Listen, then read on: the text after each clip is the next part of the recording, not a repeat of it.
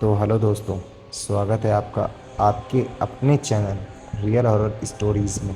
दोस्तों, आप लोग वीडियो को देखते हो, डरते भी हो, लेकिन अभी तक आपने चैनल को सब्सक्राइब नहीं किया।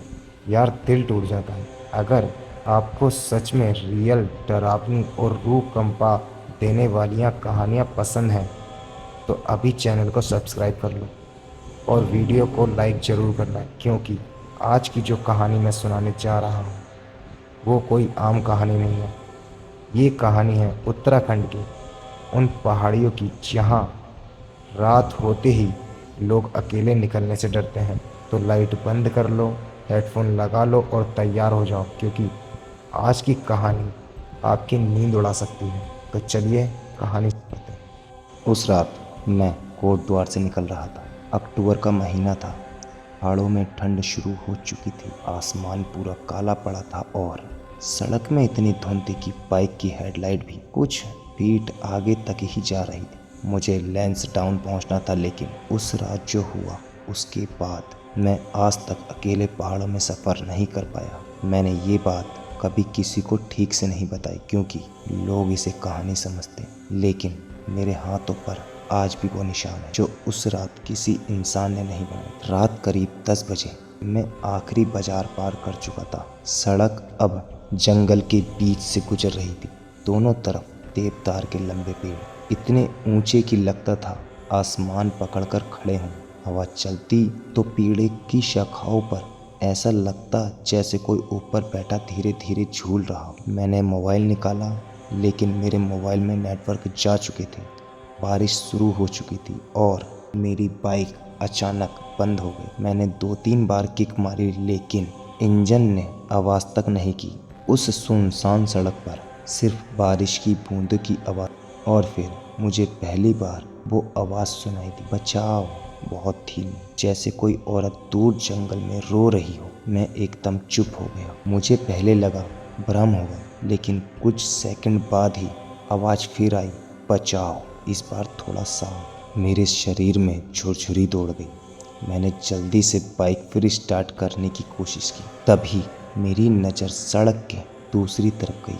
धुंध के बीच कोई औरत खड़ी थी, सफ़ेद कपड़ों में। मैं उसका चेहरा नहीं देख पा रहा था, बस दिख रहा था कि वो बिल्कुल स्थिर खड़ी है। बारिश उसके ऊपर गिर रही थी, लेकिन वो हिल नहीं रही थी। मेरे हाथ कांपने लगे। मैंने जोर से पूछा, कौन है?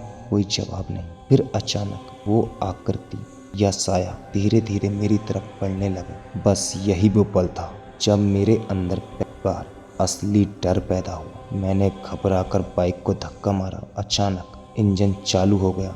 मैं पूरी स्पीड से वहाँ से निकल गया, लेकिन कुछ मिनट बाद मुझे एहसास हुआ कि मेरे पीछे से किसी के रोने की आवाज़ आ रही है। मैंने सोचा शायद हवा की आवाज़ होगी, लेकिन फिर मेरे कान के बिल्कुल पास किसी औरत ने फुसफुसाया, रुक क्यों नहीं गए? मेरा पूरा शरीर सुन्न पड़ गया। मैंने तुरंत पीछे देखा, कोई नहीं, लेकिन रियर व्यू मिरर में कुछ था। पिछली सीट पर सफ़ेद चेहरा, काले बाल और दो इतनी काली कि उनमें कुछ दिखाई नहीं दे रहा था। मैं चीख पड़ा। बाइक सड़क पर फिसली और सीधा खाई किनारे जाकर गिरा। मेरे सिर से खून बह रहा था। बारिश तेज हो चुकी थी। मैं उठने की कोशिश कर रहा था, तभी मुझे एहसास हुआ मैं वहाँ अकेला नहीं था। कोई मेरे पीछे खड़ा था। बहुत धीरे धीरे मैंने गर्दन घुमाई तो देखा वो वही औरत थी। अब वो बिल्कुल मेरे सामने खड़ी थी। चेहरा इंसानों जैसा नहीं था। उसकी त्वचा पूरी फटी हुई, होठ कटे हुए और आँखों की जगह गहरे काले गड्ढे। लेकिन सबसे डरावनी चीज़ थी उसकी मुस्कान। वो मुस्कुरा रही थी, ऐसे जैसे उसे मेरा डर पसंद आ रहा हो। मैं पीछे हटने लगा, तभी उसने पहली बार अपना हाथ उठाया। उसकी उंगलियां असामान्य रूप से लंबी थीं और नाखून जैसे किसी जानवर के पंजे जैसे। उसने मेरा गला पकड़ लिया। उसका हाथ बर्फ़ से भी ज़्यादा ठंडा था। मैं सांस नहीं ले पा रहा था और तभी उसने मेरे कान में फुसफुसा कर कहा, अब तू भी यहीं रहेगा। उस पल मुझे लगा मैं मरने वाला हूँ, लेकिन अचानक जंगल के अंदर से कहीं घंटियों की आवाज़ आने लगी, टन टन टन। वो अचानक औरत डर गई उसका चेहरा गुस्से में बदल गया। उसने मुझे इतनी ज़ोर से फेंका कि मैं सड़क पर घसीटता चला गया और अगले ही सेकंड में वो गायब हो चुकी थी। बस धुंध बची थी और दूर जंगल में घंटों की आवाज़ आने। मैं किसी तरह उठकर आवाज़ की दिशा में भागा। कुछ दूर जाकर मुझे एक छोटा पुराना मंदिर दिखा। अंदर एक बूढ़ा पुजारी बैठा था, जैसे वो मेरा इंतजार कर रहा हो। उसने मुझे देखते ही कहा, तू उसे देख चुका है। मेरे पैरों तले ज़मीन खिसक गई। मैंने कांपते हुए पूछा, कौन थी वो? पुजारी कुछ सेकंड चुप रहा, फिर बोला, 20 साल पहले इसी सड़क पर एक बस खाई में गिरी थी।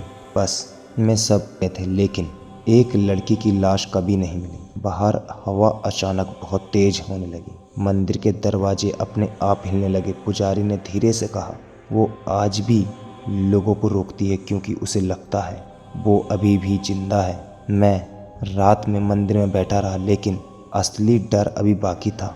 सुबह 4 बजे लगभग मुझे मंदिर के बाहर किसी के चलने की टक टक टक, जैसे कोई नंगे पैर से सीढ़ियों पर चढ़ रहा हो। पुजारी का चेहरा सफ़ेद पड़ गया। उसने फुसफुसाकर कहा, दरवाज़ा मत खोलना। लेकिन तभी बाहर से एक लड़की की आवाज़ आई, पंडित जी दरवाज़ा खोलो, मुझे ठंड लग रही है।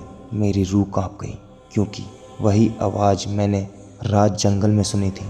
टक टक टक, आवाज़ बिल्कुल दरवाजे के पास से थी। फिर अचानक दरवाजे के नीचे से लंबे काले बाल अंदर आने लगे। मैं डर के मारे पीछे हट गया और तभी दरवाजे पर जोरदार धमाका हुआ। धड़ाम, पूरा मंदिर हिल गया। पुजारी मंत्र पढ़ने लगा और औरत बाहर से चीखें मारने लगी, लेकिन उन चीखों में इंसानी आवाज़ नहीं थी, वो किसी जानवर की आवाज़ जैसी थी। मैं रोने लगा। सच में उस रात मैं टूट चुका था। फिर अचानक सब शांत हो गया। इतनी खामोशी कि अपनी धड़कन तक सुनाई दे रही थी। कुछ मिनट बाद पुजारी धीरे धीरे दरवाजे के पास गया और जैसे ही उसने निकला, उसके हाथ से घंटी गिर गई। मैंने पूछा, क्या हुआ? उसने कांप के नीचे इशारा किया और मैंने देखा दरवाजे के बाहर कीचड़ में पैरों के निशान थे, लेकिन वो इंसानी पैर नहीं थे, वो उल्टे थे, जैसे कोई उल्टे पैर लेकर मंदिर तक आया हो। उसके बाद सुबह होते ही मैं वहाँ से भाग गया, लेकिन कहानी वहीं ख़त्म नहीं हुई, क्योंकि जब मैं घर पहुँचा मेरे मोबाइल में एक नई फ़ोटो थी। मैंने वो फ़ोटो कभी नहीं खींची थी। उस फ़ोटो में मैं मंदिर के अंदर सोया हुआ था और मेरे ठीक पीछे वो औरत खड़ी थी और मुस्कुरा रही थी। लेकिन सबसे ख़तरनाक बात, फ़ोटो के नीचे एक धुंधला सा टाइम था, सुबह के 4 बजे का, ठीक वही समय जब मैं जाग रहा था। दोस्तों, उस रात के बाद मैं कभी भी लैंसडाउन की तरफ नहीं गया, लेकिन अब भी मुझे ऐसा लगता है जैसे कोई औरत मेरे पीछे खड़ी हो और मेरे कान में फुसफुसा रही हो। तो अगर आज की ये कहानी सुनकर आपके भी रोंगटे खड़े हो गए हों तो वीडियो को लाइक ज़रूर करना और हमारे चैनल रियल हॉरर स्टोरी को सब्सक्राइब कर लो, क्योंकि अगली कहानी इससे भी ज़्यादा डरावनी होने वाली है। और यकीन मानो, अगली बार जो कहानी मैं लेकर आऊँगा उसे सुनने के बाद शायद आप पूरी रात में कभी सो ना पाओ। तो तैयार रहना, क्योंकि अगली कहानी में डर सिर्फ महसूस नहीं होगा, दिखाई भी देगा। तो चलिए मिलते हैं कल एक नई कहानी के साथ।